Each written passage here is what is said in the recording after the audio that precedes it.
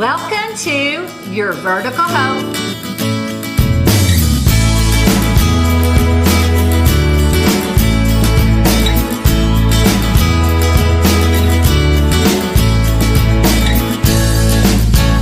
Thank you for tuning in today. Until I see you again, I bless you. Amen. Hi, I'm Michele Davenport. This is Your Vertical Hope Show, and I have a special guest with me today. Her name's Jenna, and she is from Hope Haven. We have partnered together. I will start going there. I'm trying to go once a month to minister to the women that are in the shelter and bringing them a word of hope and sharing a little bit of my testimony and praying over them. But today we have her on the show to ask her some questions about Hope Haven and her work there. So listen, how did you start your career at Hope Haven? So I was in my college class. I went to UMKC, and the Metropolitan Organization to Counter Sexual Assault, or like us know in Kansas City, call it MOXA, came and told us that there was an opportunity for hospital advocates to sit and volunteer with rape victims at the hospital. Wow. And from that moment, I was like, I really would like to do that work. I'd like to give my time. And so I started volunteering with them. Yes. And they sent me a part-time job application for Hope Haven back in 2014. Wow. So wow. Talking about doors opening, just, Yep. That's awesome. All right. So that's how you started your career. What is your why? Like, why do you feel led to do what you do? Can you tell us a little bit and tell the listeners and the viewers today a little bit about your own testimony? Yeah, so when I started working at Hope Haven, I at first I studied criminal justice and criminology. So for me, I didn't know if I wanted to work with victims or criminals at first, but when you start at a nonprofit, it really, we always say it just really sucks you in, because then after I started working with victims and understanding domestic violence from more than just the criminal aspect, I was really drawn to all the women and the children. And at the time, Hope Haven, it wasn't a very nice shelter. It was a place where it really needed some TLC. It really needed some upgrading. It had some policies that were concerning. And so I really couldn't leave. I always felt like I had to do something to really help Hope Haven one step up, but to make sure that the victims and the survivors that we're serving, they got something better than what we started with. So, I've been there. I toured the place, and if you had a hand in any of it, we're fixing to get to something that I think you brought to the table there, something to do with. But yeah, I've been there and I toured the place, and it is absolutely fantastic. It is a beautiful place for women to go. And I mean, they have taken in consideration the needs of the children, the women, and the pets. So when and shortly after I started at Hope Haven, I myself was in a marriage, and going through all that training, at first I realized that domestic violence was more than just physical abuse. And it is. So at that time, I started understanding that I wasn't able to get into finances and the bank account, just little things that I saw on that power and control wheel, and I was like, I want this, I want the access to these things. And so I started to want access, and my husband at the time was getting more controlling, more angry about those things. And then it turned into a physical assault where he did end up strangling me. And so when that happened, I was like, I knew at that time, and a lot of people don't know, but strangulation is so dangerous. And I had done a training on strangulation. So I knew at that moment that I actually had to leave. But I couldn't go to Hope Haven because, one, I worked there and I was embarrassed. But two, because I had 2 dogs and a bird, and I've had them since I was little, and I couldn't leave them behind because, as many abusers do, he said that he would harm the animals if I left them. Right. So I packed up my small little Ford Fusion with all the things that I could. All the things and all the animals. All the animals with their little cages.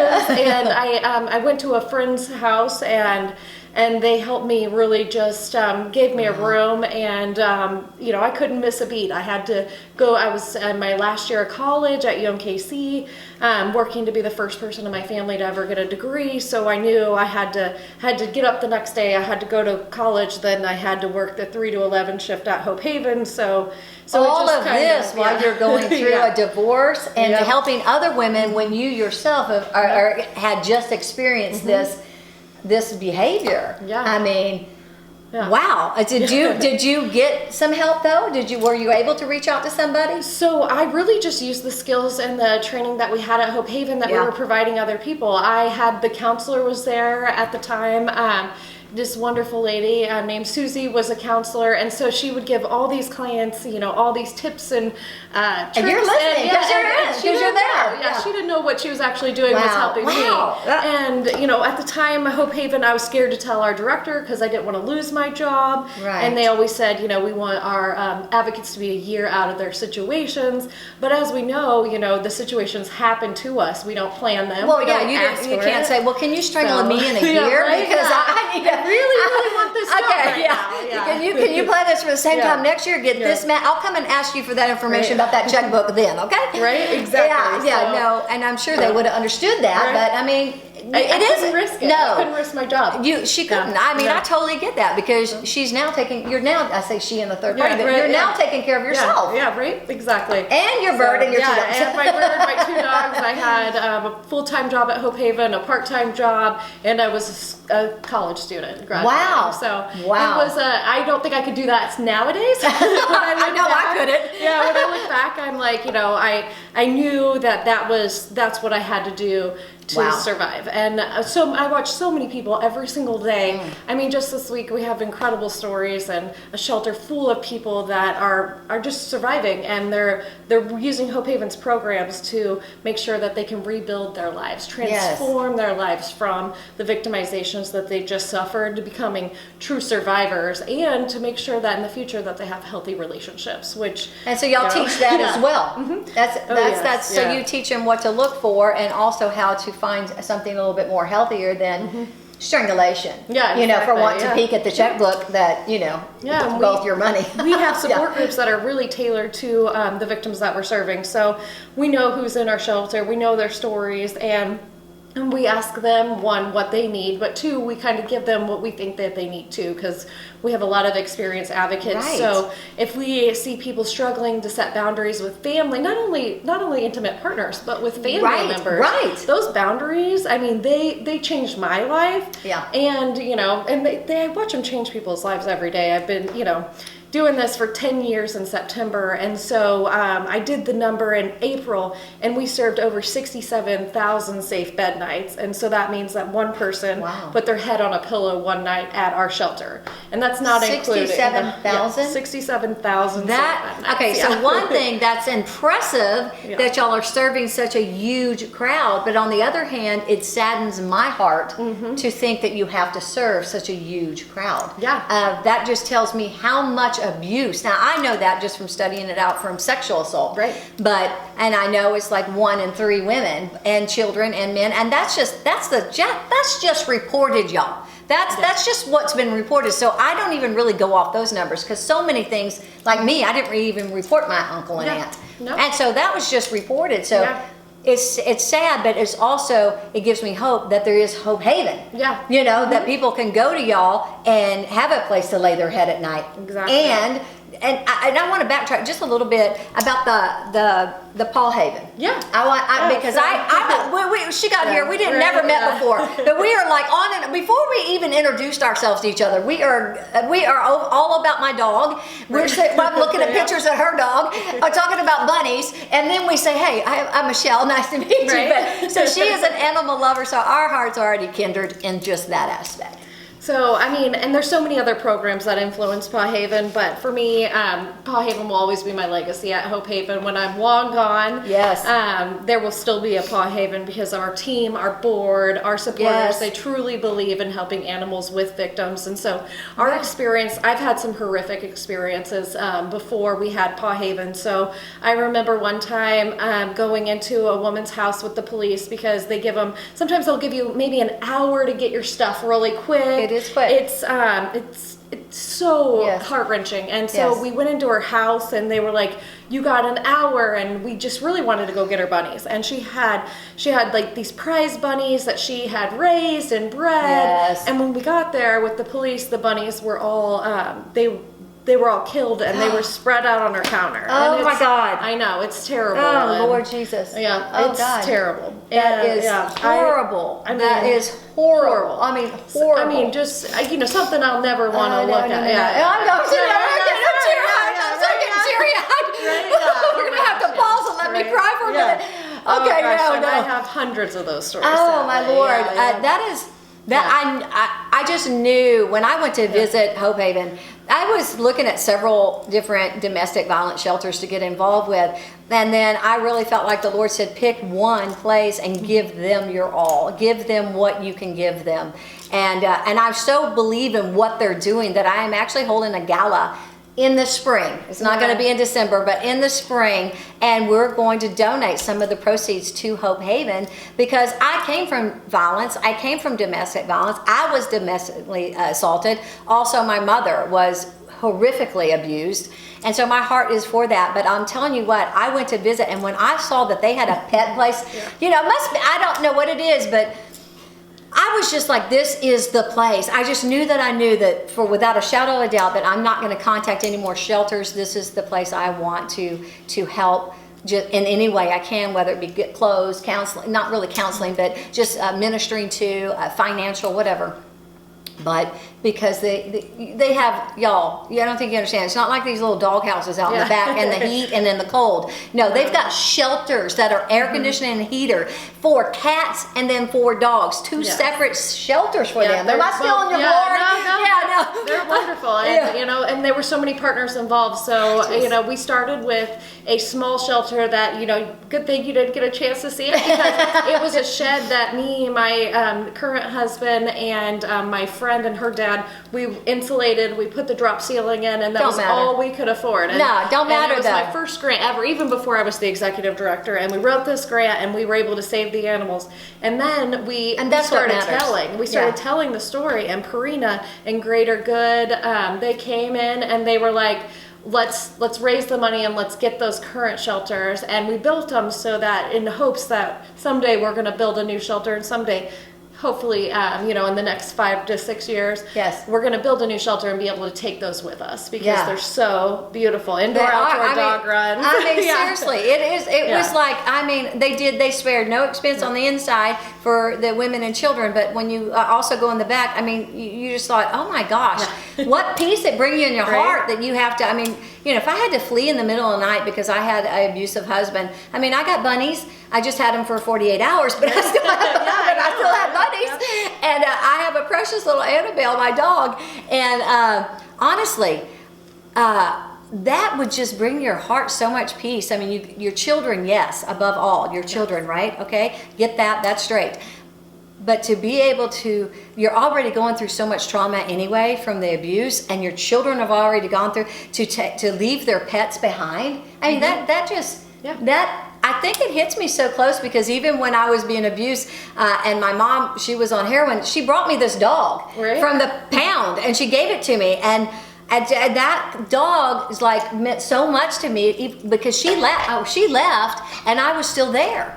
Yeah. And I had that little puppy, and I'm like, but that was consoled me, even though I didn't have any parents around. I had a puppy, and all's good with the world. It helped. Okay? It really does. It helps. That's what I'm saying. It doesn't solve all the problems, but it helps. Mm-hmm. So when I seen that there, I was like, I was driving home after I toured the place, and I was like, yes, Lord, I'm in. I'm in for sure.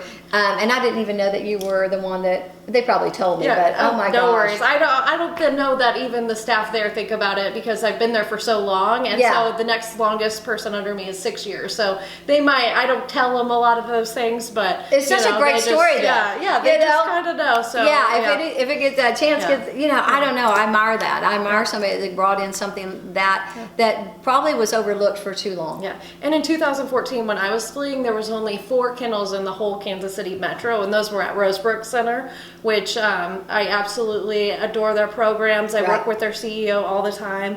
And so what happened was when I was able to write grants and I was elected as the executive director in 2017, at the end of 2017, I decided that I didn't want anybody to have to go through what I went through, not having a shelter program, because there's so many wraparound services you receive when you go to a place like Hope Haven Yeah. or another similar shelter Right. in Kansas City. I mean, they give you financial assistance, they give you help to pay your first and last month's rent out of your new place, security deposits, all these things that I had to opt out of because I had pets. And so for me, I wanted people to know that, you know, when you do come, you have your pet, we're also going to help you take your pet with you when you go. See, so, it's I mean, pets are, I mean, if you have a pet, now not all people that have pets take care of them, I get that. But mostly when you have a pet, that's part of your family. And so, like I said, just said before, you know, you're being abused anyway. That's heart-wrenching to think that you would come, I mean, because people that abuse you, they go for anything. They want to hurt your children. Well, of course, you're taking the children. Well, if you leave the animals, I'm going to hurt your animal, or I'm going to, whatever's close, near, and dear to your heart, I'm going to destroy that, because that's part of the abuser's MO. Yeah, and there's a lot of studies on it that child abuse and animal abuse are directly linked. So people a lot of times that are hurting animals are also abusing their children. And so we see that all the time. And so not only do we try to raise awareness for victims that, hey, you can bring your pet, you can bring your kid, your whole family, but we also tell vets around town, you know, hey, if you're seeing this, if you're seeing that, you know, that could be child abuse, let them know about Hope Haven. So, see, now I never put those two together. Yeah, This girl, she got more information than I give her credit for. I thought we were going to talk about these little questions, but she's bringing something new to the table. We don't even need notes. Right, yeah. She's doing great. I can talk all day. Oh, she can. I asked her, I said, you ever been on TV before? She goes, nope, but I'm very comfortable. I can talk about what I do. I'm like, okay, let's go. Yeah, that was so easy. We need it. We need it. You know, the services, there's not enough. And there's not enough bed nights. I mean, last year we turned away over 300 victims that needed shelter and in the Kansas City metro. And you put those numbers together with all the other shelters that are constantly turning people away. And we hate to do it, but there's not enough funding for hotel rooms for 300 people. And we only were serving around 266 people last year. Don't quote me on that number. I can't remember it exactly. Don't worry, I won't remember that number. But it's like, it's incredible because there's so many people that didn't get served. And so I know in 2022, our outreach services, we served around 90 people. And then in 2023, we ended up serving over 260 people just in our outreach program. And so maybe that's the awareness in us being out there talking about it all day long. Yeah. Or maybe just people are, you know, there's so much awareness going on for domestic and sexual violence that they're looking for it. They're looking for the ways out. And not everybody needs emergency shelter, but we're there for both services, because a lot of times the truth is you can't get into emergency shelter right away when you need it. So you have to safety plan, you have to be ready, you know, you have to call. And do y'all get a lot of, you know, I don't know a lot about this, but do y'all get a lot of calls about, you know, I want out, can you help me set up a plan to get out? Oh yes. We got, I think 3 just yesterday while I was answering the phone while somebody was on a break. I mean, we get them all the time, and our hotline is open 24 hours a day, 7 days a week. We're constantly there. We answer it within 3 rings. I mean, we're always sitting there ready to safety plan with someone, because leaving the situation is the most dangerous time for any victim. Right. And, you know, a lot of times people think, oh, I'll go to my family's house. But I had a woman in the shelter, I guess it was a few years ago, but she even stayed in the shelter a while, and she was like, I'm just going to go stay with my parents a couple days before I move into my new apartment. And she called us back, and she was like, you know, he's here, and he knows where I'm at, and I'm really scared. And we didn't have a bed open, and I wasn't the director at this time, so I couldn't make any big decisions. But, you know, we safety planned with her, and we knew, you know, it wasn't enough. And he ended up burning her house down with her pets in it. And oh my God! Yeah, we saw it on the news the next day at the shelter. Was it over here? And it was in Kansas City. Okay, but yeah, because we had somebody burn down their wife's house here in Raymore about 10 years ago. Yeah. We used to live a different place where we don't live, and I'm not mentioning nobody's address, but I don't do that. And I moved since then, just so you know. House doesn't look anything like it, but yeah, we had it was domestic violence, and he literally set the house on fire. There's a lot of domestic and with violence her in it, happening. but she got out. She got out, but it was not far from where we lived, and we were like, my Lord. Yeah, we had a domestic violence murder a couple blocks from the shelter a couple years ago, and we were just like, oh man, you know, what if she would have known about Hope Haven? And we have a policy that, you know, we work with our the Cass County Police, so not just the sheriff's office, but the other municipalities, and if somebody ranks high on the lethality assessment and they go to one of those police departments, then we can put them in a hotel until we can find another place. But again, we can only do that for the Cass County people that go to Cass County law enforcement, because we don't have the funding to do it for every single person that comes in. It's just it's impossible. See, this is, here we go. Yeah. So this, you might think, well, what, Michelle, where are you going with this? I had written a book called Ripen on the Vines, my testimony. It's horrific. It's being made into a movie. So we're going to do this gala. This is what you need to know. We're going to do this gala in the spring. We're starting to plan it this September. And we're going to hold it to help Hope Haven so they can get some more things in place. But it's also going to help produce the resource movie. So this movie can go into Hope Haven. It can go into the prisons, which I did prison ministry for 7 years. It can go into the churches. It can go into the highways and byways. And this movie will be a resource. It will come with a book. It will come with a workbook. It will come with the movie itself. And it is to bring awareness to sexual and domestic violence. This is what the movie's about. And I am so passionate about that because I came out of it. I mean, I could not be giving God more glory than I can give him today because I love him so much. But when me and my mother were being abused, I didn't know there was a such thing as I mean, we were being abused and a cop lived 2 doors down. And it was horrific. I mean, our house was the drug house. It was where you went to buy drugs. People knocked on the door. It was not a visitor. It was a customer. And people were jumping out the window, shooting heroin. I mean, it was crazy. And a cop lived 2 doors down. As far as I know, I never knew of any kind of nothing like Hope Haven. Now, resource. So that's why I want to partner with these folks, because they are boots on the ground doing something for people that were like me and my mother, being abused and didn't know that we had a choice. Didn't know we had a choice to leave the person we were under at that time. And I say literally under, because he held us with a shotgun in the house over lost drug money. We didn't know.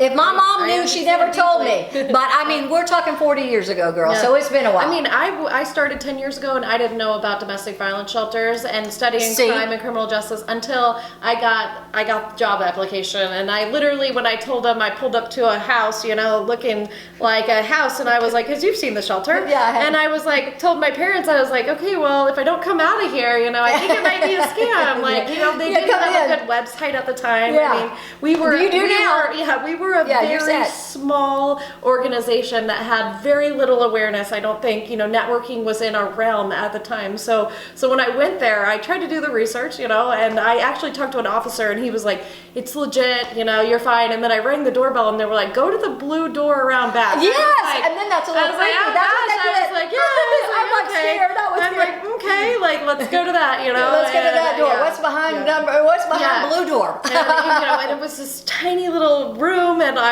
they interviewed me. It was actually the clothing closet now. Okay, yeah, been in the clothing closet. I got clothes down there for you.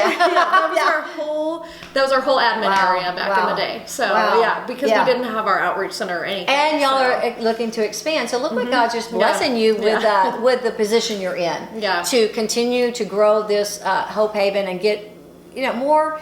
How many beds do you have? I need to ask that. So, I can't remember. That's a great question. So we just, we have one for a lethality assessment, so I believe we're at 30 beds. 30 beds. But we pull some in, we pull some out, but we don't really count the beds anymore. What we do, since COVID, we learned a lot of hard lessons. So we do either one single or one family into those rooms. Before, we would call bed nights, and we'd put a bunch of people in the rooms, you know, because that's what everybody did. Well, right. But now we have a really great group of CEOs. We call us the Kansas City Domestic Violence CEO Coalition, and we've all agreed that, you know, one person, one family into that room is the best way to serve people. I did So if we notice all that. stick together, you know, so we have a lot of beds, but sometimes those beds are going to go empty because we have already a family in there, and they might not fill up the whole room, but that family's safe in that space. And that's I agree with that 100%. Yeah. And Yep, I wouldn't have so- thought that, but now that you mention it, I'm thinking that's a perfect plan. Yeah.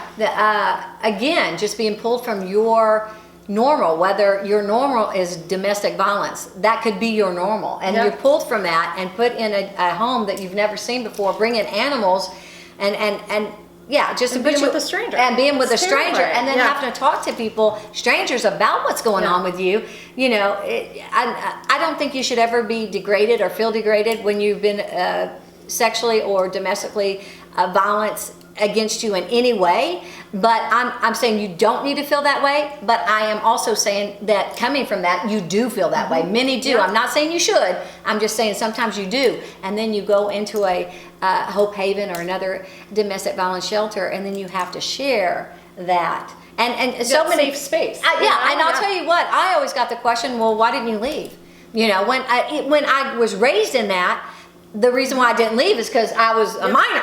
Yeah, I didn't exactly. leave. But Yep. then, you know, I said, well, the first thing I'm going to do when I get of age is I'm not going to make the same decisions you did. And I'm talking to my mom. Right. And you know what? I turned around and got engaged to a heroin addict. And I made the exact same decision she made. And then people come to me and say, well, why don't you get out? Well, now, you know, I'm a grown adult. What my excuse is, I'm not a minor. I'm a grown adult who had my own thumbprint on what I was going through. I decided to it wasn't my mama. I'm not all about blaming everybody, you know, did you do drugs? Oh, my mama did drugs, so that's why I did drugs. Now, I did drugs because I chose to do drugs. Now, did my mama do drugs? Yeah, she did. But I had my own thumbprint on that. And people would say, well, why don't you get out? Well, you know, sometimes you get stuck.